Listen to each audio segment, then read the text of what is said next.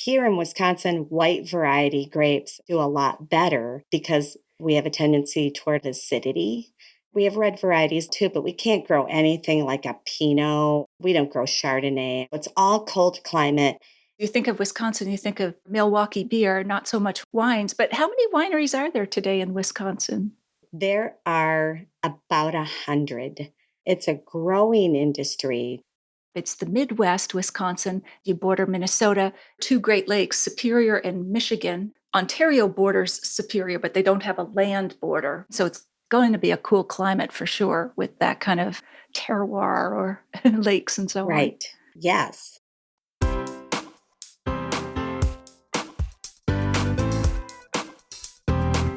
Do you have a thirst to learn about wine? Do you love stories about wonderfully obsessive people, hauntingly beautiful places, and amusingly awkward social situations? Well, that's the blend here on the Unreserved Wine Talk podcast. I'm your host, Natalie McLean, and each week I share with you unfiltered conversations with celebrities in the wine world, as well as confessions from my own tipsy journey as I write my third book on this subject. I'm so glad you're here.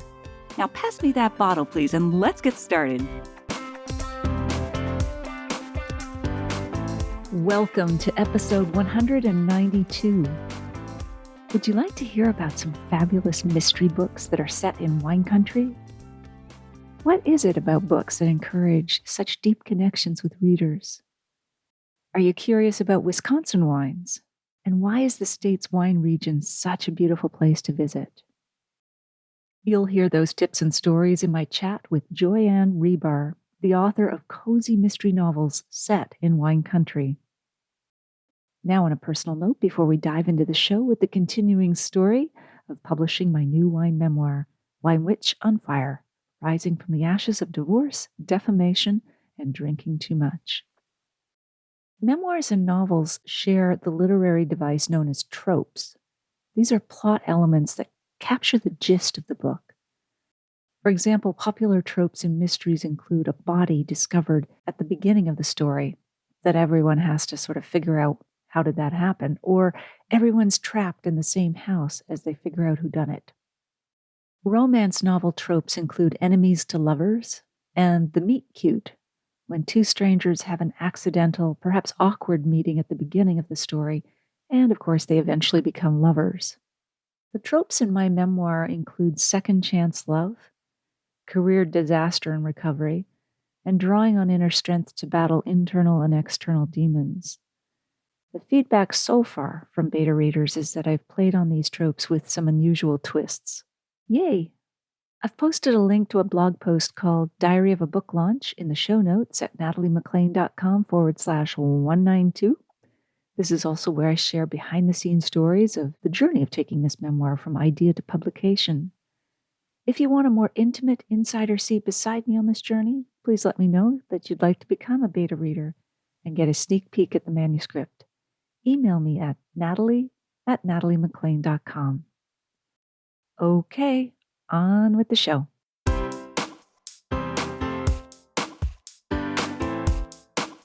Before I introduce our guest, let me say that 3 of you in the US or Canada, she's so generous, is going to win a personally signed copy of one of her terrific mystery novels set in wine country. All you have to do is email me at nataliemclean.com and tell me you want to win a copy. All right, here we go. Back to our guest. Joy Ann Ribar writes the Deep Lakes Cozy Mystery series of novels based on the character Frankie Champagne, love it, a 40-something-year-old woman who owns Bubble and Bake, which is a bakery by day and a wine lounge by night in the mythical tourist haven of Deep Lakes, a small town in Wisconsin. Joy herself lives in Wisconsin and loves to both bake and drink wine. She doesn't bake the wine. She bakes and then, she drinks wine. Anyway, she also had a cocktail of careers, which is so fascinating. Newspaper reporter, paralegal, college writing instructor, now novelist. Joy holds a Bachelor of Arts in Journalism and a Master of Science in Education from the University of Wisconsin. She's won numerous awards for her writing and she joins us here now from her home in Wisconsin. Welcome, Joy. We're so glad you're here. Thank you for having me, Natalie. Wow, that was a whole litany of things. And I'm glad to be here. Yes, well, you've been busy. That's awesome. I'm just so jazzed about this because we've never talked to a mystery writer or a fiction writer for that matter, but you've got the wine angle, so you're here. So, Joy, tell us the exact moment when you realized you wanted to be a writer, especially a mystery writer. Okay, well, I'm a retired English teacher, and I taught writing for about 20 years, taught a lot of creative writing classes. And being a teacher, you have a lot of time to prepare lessons and to prepare writing prompts for your students and then to read their work. But you don't have a lot of time to do your own writing.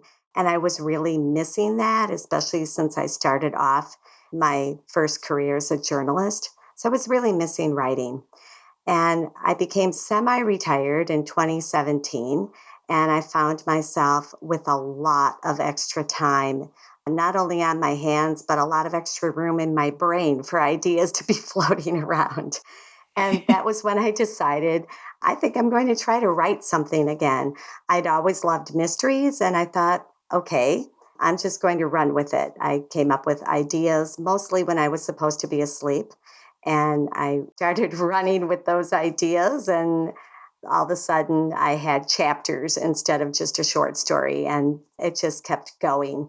The muse was with me, and I was very lucky. Oh, that's great. That's great. My mom was a school teacher for 32 years and her mother before that. So I can empathize with how busy your life is as a teacher because it's not just in the classroom, it's doing all the correcting and grading of essays and so on outside. But that's wonderful. So you've gone into mystery. Now, before we dive into what cozy mysteries are, because I didn't know till I came across you, take us to, if you will, the worst moment of your career. We will have a happy ending coming up, but do you remember any moments that in particular were kind of a low point in the writing career? I'm very fortunate that I haven't had a lot of low points. So I guess what I would say, though, is there have been a couple of instances where I've been at book events where people have come up to me, and this is the worst, I would say, for me.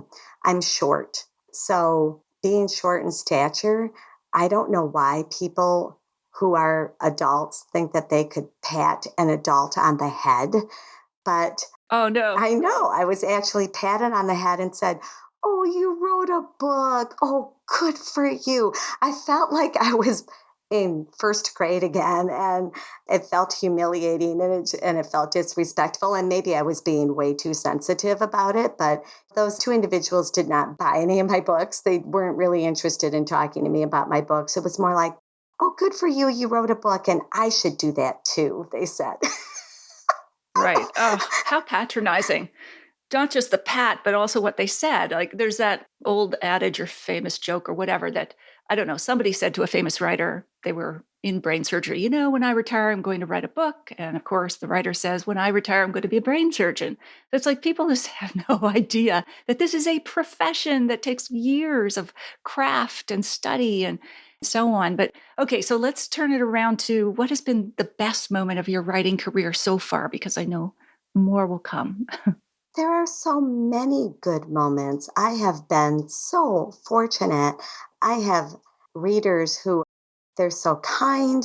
They relate to the characters. They come up with some of the best questions. They come up with future ideas of things that they would like to see maybe my characters doing or involved in.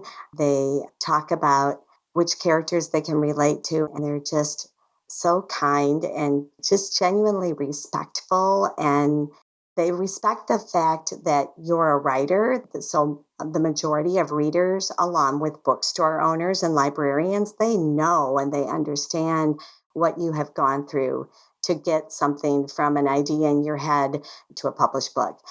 So I have so many good moments that right now I don't have a best one, and keep thinking the best is yet to come. Absolutely. That's optimistic. Yeah. But I can relate, Joy, because until I published a book, I didn't realize just how deeply you can touch someone. I think it's different from writing an article or certainly a blog post. although those are valid ways of communicating as well. But something about a book really touches people because they commit to being with you for whatever it takes, 6, 8 hours, maybe longer sometimes. And just the notes and emails you can get back based on that deep experience is really heartening. Like I've had letters from one guy was on a submarine and was passing the time by reading my book and it was helping. Someone decided to become a sommelier, and you just don't realize until you actually publish a book that it's pretty magical, that connection that you can have with readers. Yeah, absolutely. And it is really high praise when I have readers who say, I have relocated myself into your world and I can imagine myself in the bake shop, in the winery. I can imagine myself hanging out with your characters. And that's just very high praise indeed to feel like you can give someone that fictional relocation, but to them, they've entered into another world that can be as real as the world that they live in. Absolutely. That's a testament to the power of your writing. So that is high praise indeed. And, I used to think, okay, what am I doing writing about wine? I don't know if you've ever had thoughts of, okay, so I'm writing mysteries. What good is that doing in the world? I'm not a doctor saving people. But in the end, giving people a sense of escape, a sense of joy, pleasure, even thrills, like with a mystery, that is a service because, life can be hard and we work hard and we have all kinds of things happening in our real lives. And then to be able to sit down with a book and lose yourself and come out of it with that feeling of having gone through some wonderful emotions or been in a different place from where you are, that is a service, I think. Yeah, exactly. I agree. And I think that we're fortunate to live in a world where we have so much access to all kinds of writing. So if there's a topic you want to hear about, or if you just want a vacation read, or if there's somebody's memoir you want to read, you can just pick and choose and you have access to all of it. It's like having the world at your fingertips. Absolutely. So easy these days. Now let's turn specifically to wine. How did you first get interested in wine? You were mentioning you were part of a community theater, but what was that all about? Yes, I am part of a community theater, and my husband is as well. I'm on the acting side. I don't do any of the behind the scenes stuff. So I get to be on stage, play other parts, and have a really good time. In 2013, I was in a comedy called Drinking Habits, and I played a nun. The whole comedy takes place at a convent, and the convent is trying to stay afloat. The only way they can keep the convent going is that two of these nuns decide that they're going to harvest their grapes in their vineyard that they had normally just been growing for juice, and they're making wine on the side. That's great.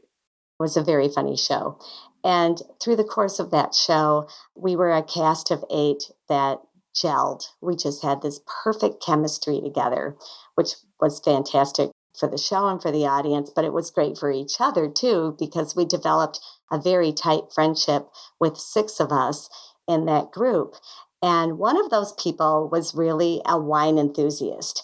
And so he and his wife and another group of 4 of us became very fast friends, and we started trailing around with them to all different wineries in Wisconsin. Up until that point, I knew Wisconsin had 2 or 3 wineries. I didn't know they had 50. And so we Wow. started going to different wineries, doing tastings, just enjoying time together. And that was when I started to become very interested in trying to develop a palate and asking the wine owners and the wine growers a lot of questions about viticulture. I don't know, I like to learn and I just found it fascinating. And that was my window into wine, which led me to putting a winery in my mysteries. Oh, I love it. And it's interesting because you may be aware of this, Joy, but it was the religious orders traditionally, the monks, the nuns, who kept alive the practice of viticulture, like even through the Dark Ages and medieval times. They really moved forward the knowledge of winemaking. Like Dom Perignon is the Cistercian monk. Famous champagne is named. So you have a lot of that as history, real history, but in the play Drinking Habits, I love the play off habit. That's wonderful. So that got you into the wine as a passion. Let's talk a little bit about a few other things before we get into the whole wine in your books. I want to kind of figure out what cozy mysteries are. I know mysteries and thrillers and that sort of thing, but what defines a cozy mystery? Oh, sure. That's a great question that I get asked a lot. So, in a cozy mystery, the three basic rules are that there will be nothing graphic. So, there's no graphic violence, there's no graphic sex, and there's no graphic language. So, some of my readers say it's a mystery that I can have out on the coffee table when my grandmother or my granddaughter comes over to visit, which I think is a fun description. But also, part of the cozy mystery is that you create a setting and you create characters that are relatable. So you want your readers to become friends with your characters and you want them to feel like your setting is a place that they want to be. They want to visit it. They could imagine themselves being there and enjoying that setting as much as they enjoy the plot and the clues to solving the mystery. You're really striking a balance because you have a murder, but you Yes. put a cozy spin on this murder. A cozy spin, yes, without the guts and gore. And it often takes place in small communities or quaint little towns. As you say, you want to be there, you want to move there in your mind. Yeah, very much. It's meant to be a place of escape. And I think that's why I have plenty of readers from the Chicago area or other big cities. Maybe that's why they refer to it as a vacation read, because you can take the Mm, vacation even without leaving home, which is nice. yes. A lot of times you have like the beautiful rural settings. My books take place in a lake community, so surrounded by nature, much more quiet way of life. Everybody knows everybody, and small towns work really well because that's how a lot of times clues are able to be discovered to who did the crime because everyone knows everybody. So you have a lot more access to people who are willing to talk or tell what they saw or what they heard. So it's the ideal location for a mystery of that genre. Right. It reminds me of Peter Mele, A Year in Provence, which is like the escape from the big city and corporate life down to starting your own winery. But that is everybody's dream. But this has a lot of strong parallels. We're out in the country with you, solving a mystery, and I think almost able to put ourselves in your character's shoes, Frankie Champagne's, because she's an amateur. She's not a professional, just like Peter's character. He wasn't a professional winemaker. He was just going to try to do it. I think that's kind of thrilling too, the whole amateur aspect. It is. And it's also a key to the cozy because there are so many different mystery genres. So if you had a police officer, certainly a mystery would be put together much differently because it would have to go according to how do the police do it and to be very authentic.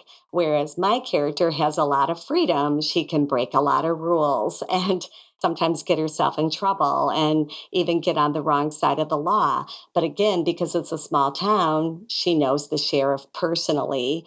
She might get in a little trouble, but it's not the same as in a big city where they might actually just throw somebody in jail if they're interfering with an investigation. There's a little more forgiveness in small towns that happens.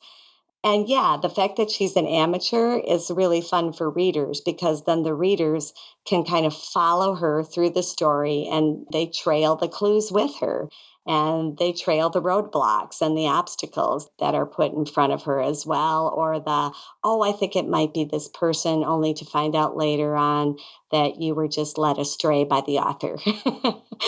I think that would lend itself to humor as well, a little bit of the lightheartedness that goes along with cozy as opposed to those sort of dark, hard-bitten gumshoe detective mysteries, which are great for those who love that genre. But this is a lot sunnier, even though you've got a murder at the center of it.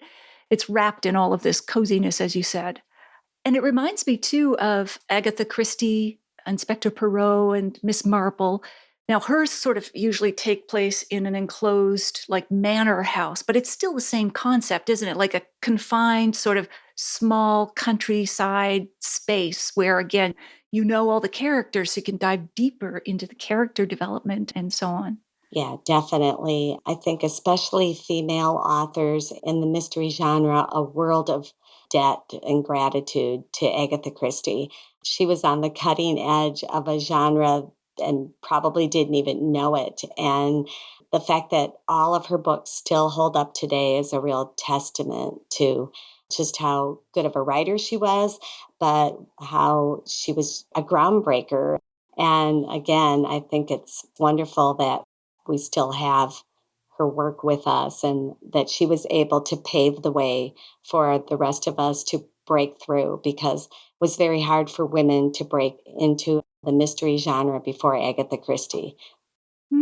Yeah, true. It does seem like, I hope this isn't gender stereotyping, but it does seem like the hard bitten, tough detective is more of the male perspective, and then this cozier, more into the characters seems female. That might be just grossly glazing over it. But for sure, Agatha Christie did create this whole thing that we love to follow along and try to solve the mystery along with her as one person after the next gets knocked off in the mystery house or the mansion. Yes. Do you still have to have a dark mind to kill off characters in your book? We just really want to know, Joy, what type of person are I you? think you find out that you have it. I mean, I honestly didn't think I had a dark bone in my body. And then I started writing mysteries, and pretty soon I started traveling down the black hole of, well, let me buy a book about poison so I can find out what kind of poisons are out there. What are they in? How do they interact? How are they detectable? Okay. And when you start doing internet searches, it becomes really interesting because you keep thinking, oh, if I ever got in trouble with the government and the FBI came in and started looking at my computer history, I would look like it wouldn't be good for me. Let's put it that way. I No. look like somebody who might be a serial killer or a terrorist. I don't know. I mean, because of the authenticity, you really just start going down the rabbit hole of, oh, what does this weapon do? And how does this weapon work? I mean, I started reading autopsy reports. I mean, I honestly never thought I'd be It's doing really dark. anything like that. So, yeah, Yeah, there's the dark side. sure. Small part of it. But I guess your husband was never concerned when he saw books about poison piling up on the kitchen table? Not yet. Not He yet. makes jokes about Okay. it all the time. He does. If I bring That's anything great. interesting in the house, because every time I see something, I don't know, like a garden implement, I'll say, oh, I wonder how you could use that to kill somebody. I love I was that. looking for Oh my God. another interesting mode of murder instead of the tried and true. Oh, have you ever found unique tools or ways to kill off someone in a winery? Has that been part of any of your books yet? Not yet. Okay, I'm currently writing and in edits, in close to final edits on the book I'm working on now. But then the next one that I haven't started writing but have started outlining is going to take place at a wine association convention. So Wow. we shall see. I have not quite figured out what the method of murder will be yet, but there will definitely be a murder. So I'm plotting that out right now, and I need to learn more about what goes on at wine conventions. So, Oh, we need to talk, but off screen, off okay, camera. that would be great. I can give you I all would love it sorts of tips, if I but could tap you. That would be wonderful. of course, absolutely. But champagne bottle is absolutely deadly. There's 90 pounds per square inch of pressure in a champagne bottle before it's opened. That's the equivalent of city bus tires. And if you open it while it's warm, that pressure is even higher. So that's why you get those exploding bottles at car rallies and so on. But even empty, it's deadly. So maybe a champagne, I'll think, because my mind is dark as well. That's so great. I've been to those association meetings and thought of ways, no, I metaphorically. am sure that that happens. I know we're going to talk later about your memoir, but after reading your memoir, I can well imagine that I could have targeted a lot of people in your memoir. Thank you. In solidarity. Yes. We'll take them out one by one. Yes. Well, I'm going down a rabbit hole, but just the tanks that ferment wine are filled with CO2. They are actually very dangerous. And in real life, some people have died if they've fallen into a fermenting tank, which could be gruesome, but it still fit in a cozy mystery because there's not a lot of blood and guts. You just get overcome by CO2, sadly. But that could be a way to polish off a few rogue vintners or something in a future book. That sounds like a really good means, especially, someone who is helped into the tank. As I call That's it, they had a little help. Did he fall? Yeah, that's right. Helped, just helping. All right. So, in a nutshell, tell us what your Deep Lakes Cozy Mystery Series is about, and especially the wine angle. I love the main character's name, Frankie Champagne. Which just came to me again out of the blue when I was trying to get some sleep. So, yeah, Frankie is, of course, central. She's the main character, and she runs a bakery by day and a wine lounge by night. So, her in Deep Lakes, in downtown Deep Lakes, it's a really great pairing because usually a bakery is open in the morning and you get the wine lounge going sometime in the afternoon and into the evening. So, it's a great business partnership made in heaven almost. She is the baker and she's also the vintner. So she also owns Bountiful Fruits Vineyard, and it's a vineyard and an orchard in Wisconsin. It's very hard to rely just on grapes for winemaking. There's a lot of times that a lot of people produce wine that also includes fruits, and there's some of each going on there. But before she owned her business, she went to school to be a journalist. And she really didn't have a whole lot of opportunity to be hired as a journalist. So she went down another path. And after she opened her business, she started writing a lot of feature articles for the local paper, but they would never hire her to do anything deep. And she finds herself on the front end of a murder that happens in town. And she gets hired as a stringer, as a freelance writer for a regional paper.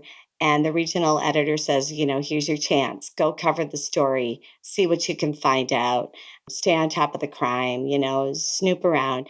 And so that's her entry into the world of crime. And she keeps that going throughout the whole series, where she just gets better and better at being an investigative reporter. So her character really evolves. And she surrounds herself with a lot of women. She has an entire crew of women at the bakery. So a lot of the themes in my novels are about the resilience of women, the independence and feisty spirit of women, but also how women huddle around one another for support and encouragement, and even help in investigative reporting if necessary to also follow clues in the crimes. So there's a lot of women friendships that are an underlying theme to the mystery. I love that angle. That's great. So Frankie evolves. Does her wine evolve too? Does it get better as the series goes on, or is she always top-notch winemaker? No, her wine is getting better. And maybe it has something to do with the author doing a lot more, doing more and more wine research, and my own palate evolving. Very surprising to me. I kind of thought, well, I'm always going to like a wine that's on the sweet side, but wow, has my palate evolved over 10 years of wine tasting, which I think is fabulous. Yes, you're thorough with your research. Yes. And it's the same thing with her. In fact, she's been babying these Frontenac vines for about 7 years in her vineyard. And now in this novel, in this mystery that is going to be coming out in the fall, she's finally at the point where she's going to be able to harvest her Frontenacs. And now she's going to make a wine of origin where all of the grape juice has come from her own grapes, estate grapes, so to speak, even though, to call her vineyard an estate is maybe a little stretch, but. But you're getting the terms in the wine of origin that she has control and owns the grapes. And the Frontenac, of course, is a very hardy hybrid grape that would probably do well in a climate like Wisconsin's. Indeed, it does. It's a pretty popular red variety here.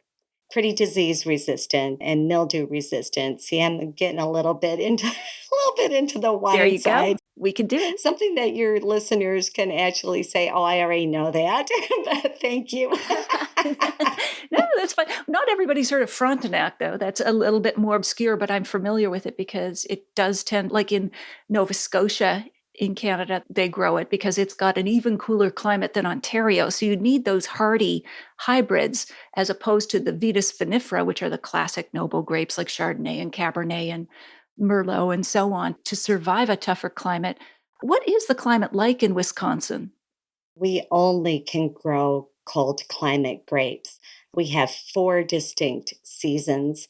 And so a winter here, a large part of winter is spent around 0 degrees Fahrenheit, which is about, Zero is, oh, that's even below freezing, isn't yes, it? it's below That's way freezing. below, Yeah, it's because way your below. 32 Fahrenheit is freezing. 32 So, is 0 Celsius, right? Yes. yes, So I think exactly. 0 is right around maybe negative 20 in Celsius. Yeah, that's cold. Mm-hmm. Yes. And frequently, colder than that. And of course, I mean, and wind chills, which I know you're familiar with, can make it even colder. We get up to around 85 degrees, which I think for you is around 29 Celsius. Right. Okay. Okay. Quite a We swing. get some warmer. I mean, we do get warm summers, but they're short. So we have a short growing season. So here in Wisconsin, white variety grapes do a lot better because we have a tendency toward a lot of acidity and because they don't have a lot of time to really get a good concentrate of sugar. So the white varieties do really well here. We have red varieties that do well too, but we can't grow anything like a Pinot. We don't grow Chardonnay. I mean, none of those kind of grapes grow here. So it's all cold climate. So we owe all our thanks to this developer named Elmer Swenson. And he was a Wisconsinite who just wanted to make grapes for jelly and grape juice. And he ended up developing a lot of cold climate varieties. Was hired by the University of Minnesota, which is our neighboring state. They wanted to hire him for viticulture, and it just exploded into what is our wine industry, are those climate varieties. Yeah, because you think of Wisconsin, you think of beer, Milwaukee beer, not so much Right. wines. But how many wineries are there today in Wisconsin? There are about 100. So it's a Wow. growing industry, to be sure. Yeah. When we started going to wineries about 10 years ago, there were about 50-ish, and it just is continuing to grow. And a few years, like 3 years ago, there were maybe around 75 to 80, and now there's 100. Wow. And of course, for anyone who is geographically compromised like I am, I want to look it up, make sure I could situate it on a map. It's the Midwest, Wisconsin. And as you said, you border Minnesota, you border 2 Great Lakes, Superior and Michigan. And of course, Ontario borders Superior, but they don't have a land border. But just so people kind of situate it in their mind. So it's going to be a cool climate for sure with that kind of terroir or lakes and so on. Right. Yeah. Yes. So let's get back to your books. I always get distracted. As soon as you mentioned Frontenac, I lost track of where I was in my questions. So let me get back to what I meant to ask you more about the books. So how many books have you written in your Deep Lakes Cozy Mystery series? I have 3 right now and a prequel, which is a Christmas book, but it still takes place, same town and same characters, but it's the prequel to the very first in the series. So then the 4th in the series will be out in September. Oh, and do you have a title for that yet? Yes, it is called Deep Dire Harvest. Ooh, that sounds good. I love it. Yes, and it is set during the autumn, during the grape harvest season. So there is a focus on the grapes coming to harvest and definitely a focus on Frankie's Frontenacs. It's very alliterative.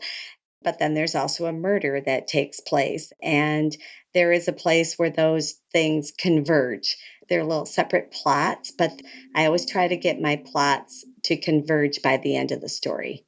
All right. And I may be confusing details, but is there someone who is a birding expert in this book? Yes, there is. There's an ornithologist. And so this book, I mean, she will be dead in the first 3 pages. So there's Oh, okay. so So it's not giving it away. I wasn't sure. Okay. and she isn't there in relationship to the harvest. She's there in relationship to migration. In Wisconsin, where we are, we're in a migratory zone where the spring migrators come through on their way up to Canada or north to nest, sometimes on their way to Minnesota, but they're heading north to their nesting and breeding grounds. And then we have some that stop and stay. And then, of course, then they come back through again in the fall. So she's there for the fall migrating season just to give a little program. But unfortunately, that doesn't happen because she ends up dying. But there's a connection between her ornithology and what's going on in Frankie's vineyard. Wow.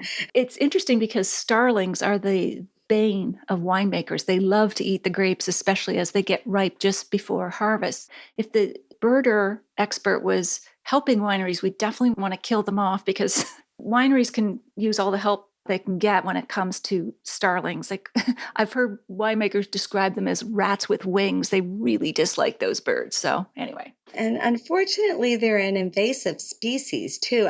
I love birding. A lot of times my themes in my books are related to around things that I'm either really interested in or already know a few things about. And because I'm a birder and I come from a family of birders, I said, oh, I have to have a birding mystery in here somewhere. And yes, starlings are an invasive species. So it's terrible that there isn't something that can be done about them. But I know most of the vineyards around here, they put nets up, and I'm sure that you hear about that everywhere. I'm sure they must have to put nets up over their grapes everywhere just to keep the birds out. They do. And like I've been, of course, to wine country many times during harvest, and you'll see these large clouds, murmurations or whatever of these starlings just, and they like almost dive together trying to get the grapes.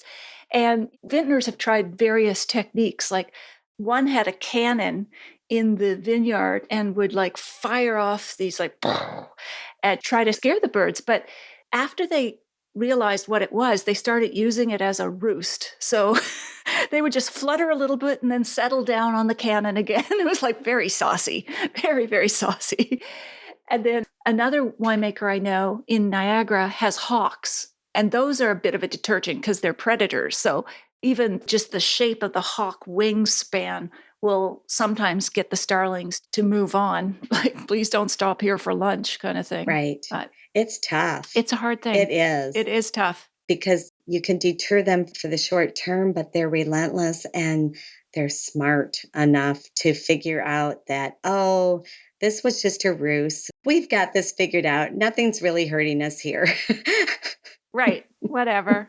And it apparently was someone who thought it would be a bright idea to bring all the songbirds of Europe to North America and populate Central Park with them.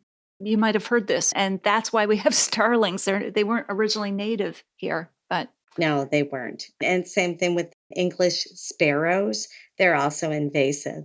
And they're just terrible birds. I mean, I feed a lot of birds, so I'm chasing the starlings away. I could do it all day long, though. You know, I see them poking at my songbirds or like flying at them to get my songbirds off the food or even going into their nest cavities. I just, ugh. Down with birds. Yeah, right. Well, invasive birds. Yes. Okay. Another rabbit hole. This one with wings. Right.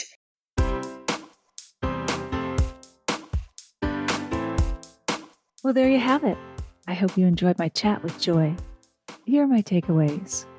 I love learning what differentiates a cozy mystery from other types of mysteries. I mean, who knew there were so many subgenres? And I love that Joy's novels are set in wine country. I also didn't know much about Wisconsin wines until I spoke to her, and now I'm curious to try them, and even more so to visit such a beautiful state. In the show notes, you'll find my email contact, the full transcript of my conversation with Joy, links to her books and website, and where you can find the live stream video version of these conversations on Facebook and YouTube Live every Wednesday at 7 p.m.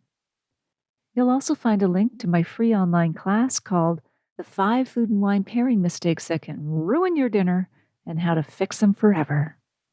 happily ever after. That's also a trope. That's all in the show notes at nataliemaclean.com/192. Email me if you have a sip, tip, question, or want to be a beta reader of my new memoir at natalie@nataliemaclean.com.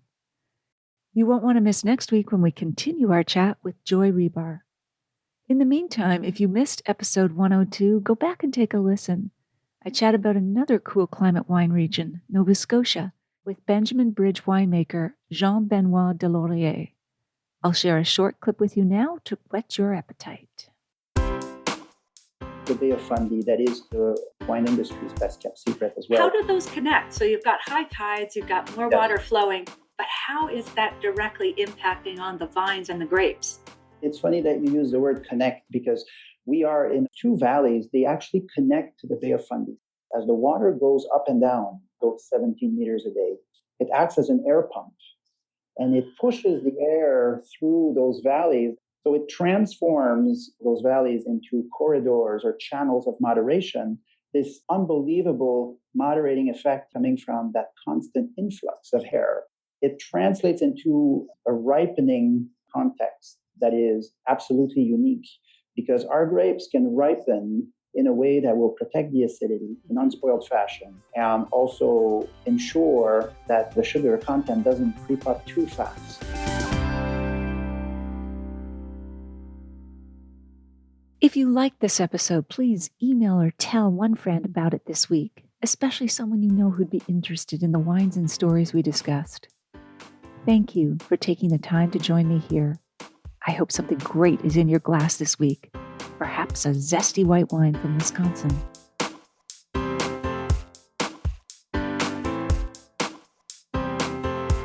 You don't want to miss one juicy episode of this podcast, especially the secret, full-bodied bonus episodes that I don't announce on social media. So, subscribe for free now at nataliemaclean.com/subscribe. Meet me here next week. Cheers.